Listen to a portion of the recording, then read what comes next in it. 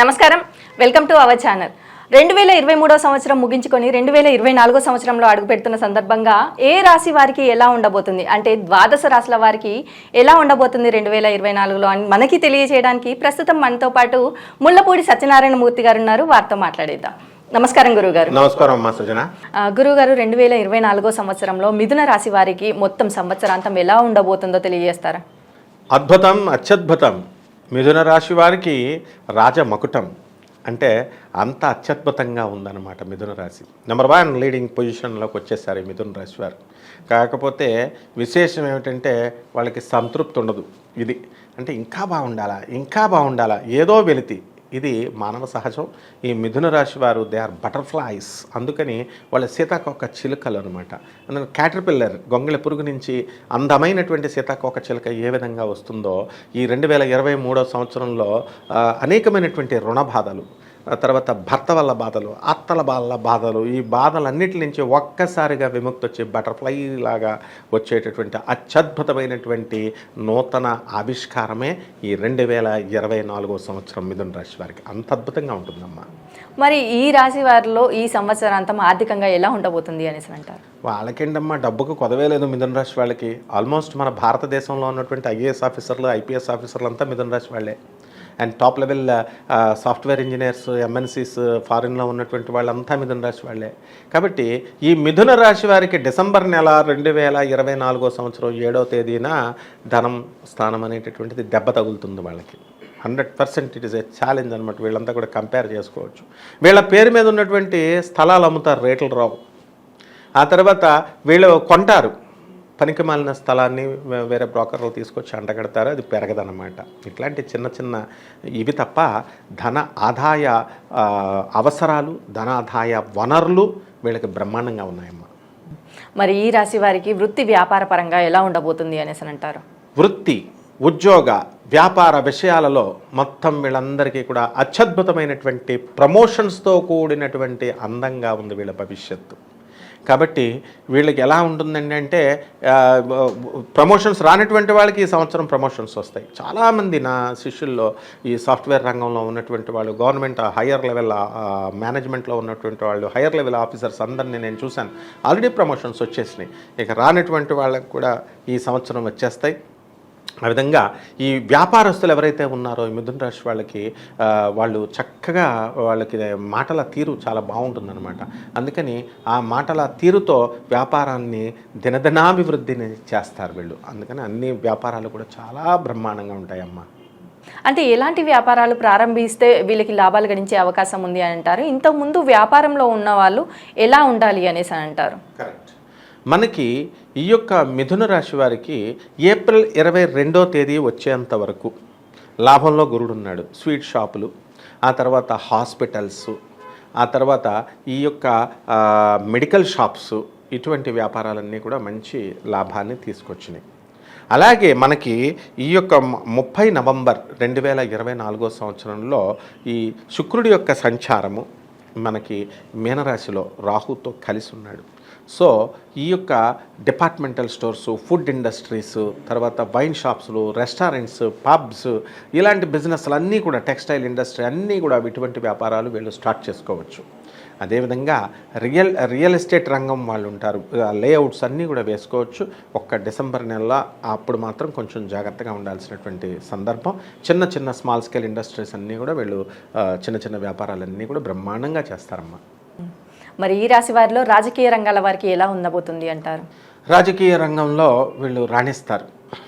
బుధాదిత్య యోగం పట్టింది చాలాసార్లు వీళ్ళకి. కాబట్టి ఇప్పుడు కంటెస్టెంట్స్ ఉన్నారు ఎలక్షన్స్లో. ఈ కంటెస్టెంట్స్లో ఎక్కువ మంది ఎమ్మెల్యేలు, ఎంపీల సంఖ్య మిథున రాశి వాళ్ళు లీడింగ్లో ఉంటారనమాట. అంటే కొన్ని రాశుల వాళ్ళు, 12 రాశుల్లో కొన్ని రాశుల వాళ్ళు ఖచ్చితంగా గెలుస్తారు. అయితే వీళ్ళని ప్రభుత్వంలో క్యాబినెట్లోకి తీసుకోవడానికి అవకాశాలు ఉన్నాయి. కాబట్టి ఇవే కాకుండా మనకి నామినేటెడ్ పోస్టుల్లో కూడా వీళ్ళకి చైర్మన్ ఆఫ్ కొన్ని డిపార్ట్మెంట్స్లో, కొన్ని కమిషన్స్లో వీళ్ళని వేయడం జరుగుతుంది. అదేవిధంగా ఇప్పుడు ఎక్స్టెన్షన్ సర్వీసెస్ చీఫ్ సెక్రటరీగా చేసినటువంటి వాళ్ళు ఉన్నారు. అటువంటి వాళ్ళని మనము విజిలెన్స్ కమిషన్, మనకి సెక్రటేరియట్లో విజిలెన్స్ కమిషన్లు ఉంటాయి, దానికి ఎక్స్టెన్షన్ చేసి వాళ్ళు అలాంటివి ఇస్తారు. లేకపోతే వీళ్ళకి సర్వీస్ ఎక్స్టెన్షన్ చేసి ఇటువంటి విజిలెన్స్ కమిషన్లో కూడా ఈ యొక్క పోస్టులు, నామినేటెడ్ పోస్టులు ఈ కమిషన్స్లో సెక్రటరీస్ కింద, చైర్మన్స్ కింద వేయడం జరుగుతుందమ్మా. మరి ఈ రాశి వారికి ఆరోగ్యపరంగా ఎలా ఉండబోతుంది అనేసి అని అంటారు? మిథున రాశి వారికి తలనొప్పులు, మైగ్రేన్, ఇటువంటి సర్జరీస్, గజ్జి, తామర ఇలాంటి వ్యాధులు రావడానికి అవకాశాలు ఉన్నాయమ్మా. ఈ మిథున రాశి వారికి జనరల్ హెల్త్ ఏముండదు. వీళ్ళు భోజన ప్రియులు. భోజన ప్రియులు అంటే క్వాంటిటీ ఇంతంత తినరు, క్వాలిటీ చూస్తారు. అన్ని రకాల భోజనాలు అండ్ స్పైసీ ఇవన్నీ కూడా తినేయడం వల్ల వీళ్ళకి ఇండైజెషన్ ప్రాబ్లమ్స్, పొల్యూషన్ ప్రాబ్లమ్స్, పిల్లలతో పోటీపడి బర్గర్లు తినేస్తారు. వీళ్ళు పిల్లలతో పోటీపడి చికెన్లు ఈ కేఎఫ్సీల్లో తినేస్తారు. కాబట్టి ఇలాంటి ఇండైజెషన్ ప్రాబ్లమ్స్, స్టమక్కి సంబంధించిన అబ్డామిన్ ప్రాబ్లమ్స్ తప్ప పెద్ద మేజర్ ప్రాబ్లమ్స్ ఏం లేవమ్మా.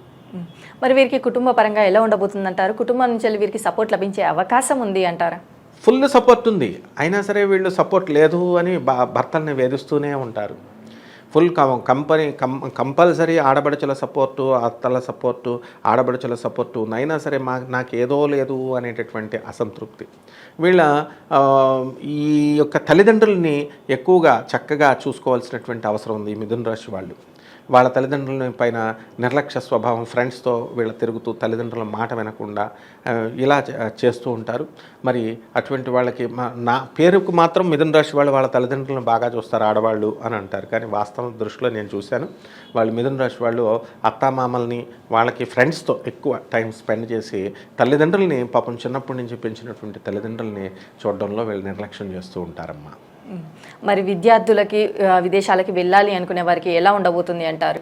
విద్యార్థులు బ్రహ్మాండంగా చదువుతారు. ఎక్కువ కష్టపడాల్సినటువంటి అవసరం ఉంది. అయితే ఈ మిథున రాశి వారికి చక్కగా విదేశాలకు వెళ్ళడానికి అవకాశాలు పుష్కలంగా ఉన్నాయి. అర్ధాష్టమ కేతువు దే విల్ బి బ్యానిష్మెంట్. అంటే మనకి ఇదివరకు కాలంలో ఏం చేసేవాడు, ఒకడెవడైనా తప్పు చేశాడనుకో రాజు ఏం చేస్తాడు, రై నిన్ను దేశ బహిష్కరణ శిక్ష వేస్తున్నా, నీ ఊళ్ళో ఉండకు, నా రాజ్యంలోనికి గెట్ అవుట్ అనేవాడు. ఆ విధంగా ఈ బ్యానిష్మెంట్ అనేటటువంటిది, ఈ దేశ బహిష్కరణ శిక్షే ఇప్పుడు ఫారిన్ కంట్రీస్కి వెళ్ళడం అనమాట. ఈ శని బలంగా ఉన్నప్పుడు, కేతువు మనకి బలంగా ఉన్నప్పుడు ఇక్కడే ఉంచుతారు. వాళ్ళు ఏం చేస్తున్నారు, కేతు అర్ధాశ్రమంలో ఉన్నాడు కాబట్టి they will be నెక్డ్ out to the foreign countries. అంటే వీళ్ళు ఏం ట్రై చేయాల్సిన పరిస్థితి లేకుండా ఈ మిథున రాశి వాళ్ళు విదేశాలకు వెళ్ళిపోవడం జరుగుతుందమ్మా. మరి అలాగే వీరికి కోర్టు సమస్యలు అనేవి ప్రతి ఒక్కరికి ఉంటాయి. మరి ఈ కోర్టు సమస్యల నుంచి ఈ రాశి వారు బయటపడే అవకాశం ఉంది అంటారా 2024 సంవత్సరంలో? మిథున రాశి వాళ్ళకి ఇన్ జనరల్ కోర్టు సమస్యలు చాలా తక్కువ ఉంటాయి. అంటే డిపార్ట్మెంటల్గా ట్రిబ్యునల్ కోర్ట్స్లో ఎక్కువ ఉంటాయి వీళ్ళకి. ఇప్పుడు మన ఇద్దరము ఐపీఎస్ ఆఫీసర్లం. ఒకరోజు నాకంటే నువ్వు సీనియర్, నీకు డీజీపీ పోస్ట్ ఇవ్వాలా, నేను ఆల్రెడీ అడిషనల్ డీజీపీని, ఈ ఒక్కరోజు కోసం కోర్టులకి మనం వెళ్ళడం, ఇలాంటి పరిపాలనా సౌభ్యమైనటువంటి వృత్తుల్లో ఉండేటటువంటి కోర్టుల కేసుల్లో తప్ప వీళ్ళంతా గోడ మీద పిల్లీలు, గోపీలు అంటారనమాట మిథున రాశి వాడిని. అంటే ఏది సరిగ్గా చెప్పరు, అటైతే అటు చెప్తారు, ఇటైతే ఇటు చెప్తారు. బుధుడి యొక్క లక్షణమే అది. చెడ్డవాళ్ళతో కలిస్తే చెడ్డవాడైపోతాడు, మంచివాళ్ళతో కలిస్తే మంచివాడైపోతాడు. కాబట్టి ఈ మిథున రాశి వాళ్ళకి ఇంచుమించు కోర్టు సమస్యలు ఉండవు, అసలు అంతవరకు తెచ్చుకోరు వీళ్ళు. మిథున రాశి వాళ్ళు కోర్టుల్లో భార్యాభర్తల గొడవలు అనేటటువంటిది ప్రపోర్షనేట్గా ఆనరబుల్ జడ్జెస్ చూసుకోవచ్చు, చాలా తక్కువ మంది ఉంటారు. అండ్ మిగతా వాళ్ళు మాత్రమే పాపం కొట్టుకు చేస్తూ ఉంటారు. ఈ మేష రాశి వాళ్ళు, ఇలాంటి వాళ్ళు ఉద్రేక పరులు అనమాట పాపం, ఈ కుంభరాశి వాళ్ళు వీళ్ళు. కాబట్టి ఏదైనా ఏ కోర్టులో అయినా సరే, ఏ సివిల్ కేసులు అవనండి, క్రిమినల్ కేసులు అవనియండి, మానవ మాతృలం. కాబట్టి ఈ మిథున రాశి వాళ్ళకి ఏవైనా కోర్టు కేసుల్లో ఉంటే తప్పకుండా వీళ్ళకి అనుకూలంగా తీర్పులు రావడం జరుగుతుందమ్మా. మరి ఈ రాశి వారికి వివాహ ప్రయత్నాలు చేసేవారు కానీ, సంతాన ప్రయత్నం చేసేవారికి కానీ ఫలించే అవకాశం ఉంది అనేసి అంటారా? ఖచ్చితంగా ఉంది. ఈ మిథున రాశి వారికి ఈ సంవత్సరము వద్దంటే వివాహాలు, మీకు ఫంక్షన్ హాల్స్ అసలు ఖాళీలు ఉండవు. అండ్ క్యాటరింగ్ వాళ్ళకి ఫుల్ బిజినెస్, ఎక్కువ బిజినెస్ వచ్చేసేది మిథున రాశి వాళ్ళ వల్లే. అలాగే సంతానం కోసం ప్రయత్నించాల్సినటువంటి అవసరం లేదు. ఇప్పుడు సంతానం ఆటోమేటిక్గా మ్యారేజ్ అయిన తర్వాత వీళ్ళకి ఆటోమేటిక్గా సంతానం అనేటటువంటివి వీళ్ళకి నెక్స్ట్ మ్యారేజ్ డేకే వీళ్ళకి కలిగిపోతూ ఉంటాయి. మరి అలాగే ఈ రాశి వారు చేసుకోవాల్సిన పరిహారాలు ఏంటో తెలియజేస్తారా? ఈ మిథున రాశి వారికి గురుడికి గురు జపం చేయాలా, గురు స్తోత్రాలు చేయాలా, గురువుకు కిలోంపావు శనగల్ని పసుపు వస్త్రాన్ని ఇచ్చి పేద బ్రాహ్మణులకి అధిక పారితోషికాన్ని ఇచ్చి దానం చేయాలి. ఆ తర్వాత గురువు క్షేత్రాలకు వెళ్ళాలి. గణగాపురం దత్తాత్రేయ స్వామి వారు, లేకపోతే మన దక్షిణామూర్తి ప్రతి ఆలయంలోనూ కూడా దక్షిణామూర్తి ఉంటాడు. పోతులూరు వీరబ్రహ్మేంద్ర స్వాములు వారు బనగానపల్లి, అలాగే రాఘవేంద్ర స్వామి వారు గురుస్థానాలకు వెళ్ళాలా, గురు పాదుకులను దర్శించుకోవాలా, గురువు యొక్క అనుగ్రహాన్ని పొందాలా. అలాగే దశమహావిద్యల్లో ఒకటైనటువంటి తారా మహాతల్లిని అమ్మవారి యొక్క మంత్రజపాన్ని వీళ్ళు పారాయణం చేయాలా. అదేవిధంగా ఈ యొక్క కేతువుకి కేతు జపం చేసుకోవాలా, కేతు స్తోత్రాలు చేసుకోవాలా, కేతువుకు కిలోంపావు ఉలవల్ని ఎద్దులకు పెట్టినా పర్లేదు, ఆవులకే అవసరం లేదు. అలాగే లేదా పేద బ్రాహ్మణులకి ఈ యొక్క ఉలవల్ని మనము చిత్రవర్ణం కలిగినటువంటి అంటే మల్టీ కలర్డ్ అనమాట, అన్ని రంగులు కలిగినటువంటి వస్త్రాన్ని పేద బ్రాహ్మణులకి కనుక దానం చేసుకున్నట్టయితే బ్రహ్మాండంగా ఉంటుంది. అదేవిధంగా గరిక గడ్డితో లడ్డూల నైవేద్యం పెట్టి, కుడుముల నైవేద్యం పెట్టి గణేష్ మహారాజ్కి సోమవారం నాడు కనుక చేసినట్లయితే ఈ దానాలు కూడా సోమవారమే చేసుకోవాలి. ఈ విధంగా ఉదయం 7 గంటలకి ఈ విధంగా కనుక మనం చేసుకున్నప్పుడు ఈ మిథున రాశి వాళ్ళు తారా జుబ్బలాగా వీళ్ళు రాకెట్ లాగా ఈ 2024లో దూసుకు వెళ్ళిపోతారమ్మా. అలాగే గురువుగారు 2024 సంవత్సరంలో మిథున రాశి వారికి ఎలా ఉండబోతుంది, అలాగే వీరు గురువును కేతువును ఎలా ఆరాధించాలి, ఎలాంటి దానాలు చేయాలి, అలాగే గురువు పాదుకలను ఎలా దర్శించుకోవాలి, మరి దశ మహావిద్యల్లో ఒకటైనటువంటి తారాదేవిని ఎలా ఆరాధించాలి, వినాయకుడిని ఎలా పూజించాలి అనేసి చాలా బాగా వివరించారు గురువుగారు. ధన్యవాదములు. వెల్కమ్ అమ్మా.